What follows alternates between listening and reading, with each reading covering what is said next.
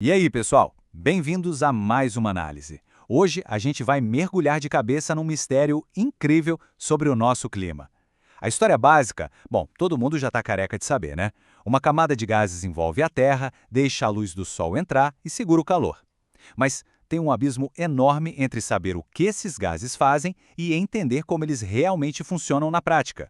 O que dita a temperatura global não é apenas o vento e o clima, mas sim uma dança invisível. E tudo isso acontece numa escala microscópica, puramente ditada pelas regras da mecânica quântica. É absolutamente fascinante. Para se ter uma ideia do quão absurdo disso é, dá uma olhada nesse número aqui. O dióxido de carbono representa apenas 0,042% da nossa atmosfera. Sério, é uma fração absurdamente minúscula, algo em torno de 420 partes por milhão. Mas, por incrível que pareça, é exatamente essa quantidade quase invisível que dita as regras de todo o clima do nosso planeta. Dá para acreditar num negócio desses? Isso nos traz à grande questão da nossa análise de hoje. Por que exatamente essas moléculas seguram o calor? Todo mundo sabe muito bem quais são os gases de efeito estufa, mas quase ninguém sabe o porquê deles se comportarem assim. E a resposta não tem nada a ver com o tamanho da atmosfera ou do planeta, mas sim com uma valsa microscópica muito elegante entre estados quânticos e a geometria das moléculas. Parte 1. A dança da radiação. A escala macro.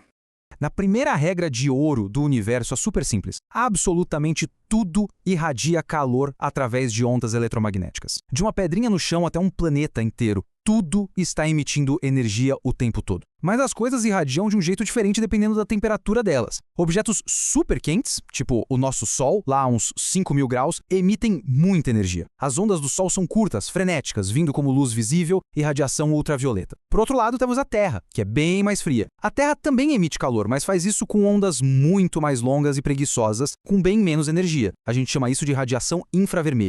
Se a gente não tivesse atmosfera nenhuma, todo esse calor que a Terra absorve do Sol voltaria direto para o espaço vazio e a gente viveria num planeta completamente congelado.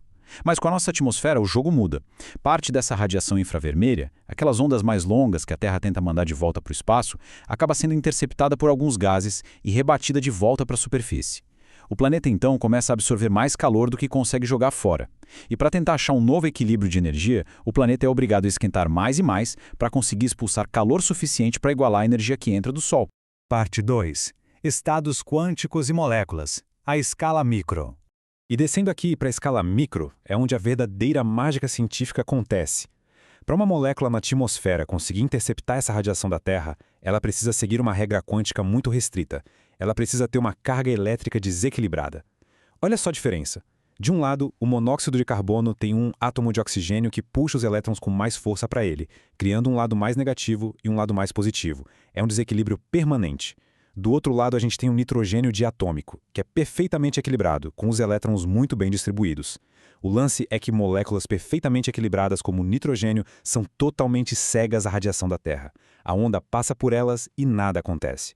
Mas para as moléculas que já são desequilibradas, a história é bem diferente. Imagina que a radiação infravermelha subindo da Terra é como se fosse uma música pulsante. Conforme as ondas de campo elétrico dessa radiação passam pela molécula desequilibrada, elas agem feito um ímã, empurrando as cargas positivas para um lado e puxando as negativas para o outro. Isso faz a molécula se esticar e se contrair. Ela é literalmente obrigada a dançar e vibrar no ritmo dessa onda. E para fazer esse movimento todo, a molécula acaba absorvendo a energia da radiação.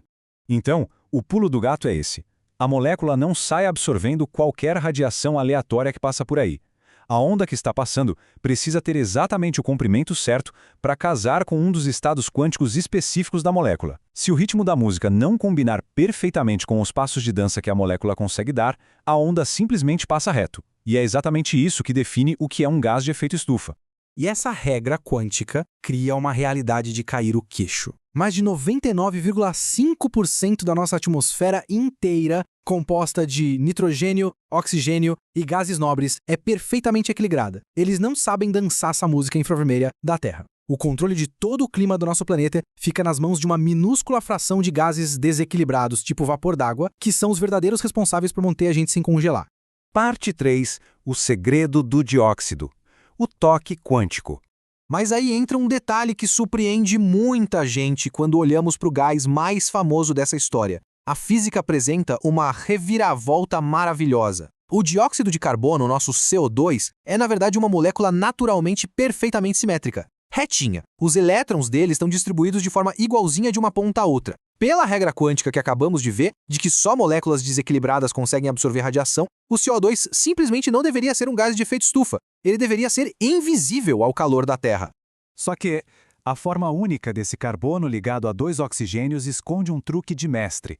Essa molécula tem a capacidade física de se dobrar. Isso mesmo, quando ela se curva, aquela simetria perfeitinha é quebrada na hora. De repente, a distribuição de elétrons muda de lugar e surge um desequilíbrio elétrico ali, ainda que temporário. E é aí que a coisa fica maluca. Quando o CO2 se dobra e adquire esse desequilíbrio temporário, ele permite que a radiação force ele a girar também. E acontece uma coincidência quântica quase inacreditável. A energia exata necessária para fazer o dióxido de carbono se dobrar e girar simultaneamente é um casamento perfeito com o ritmo do comprimento de onda do calor que a Terra está emitindo. Esse movimento minúsculo de torção e giro é o mecanismo fundamental por trás do nosso clima global.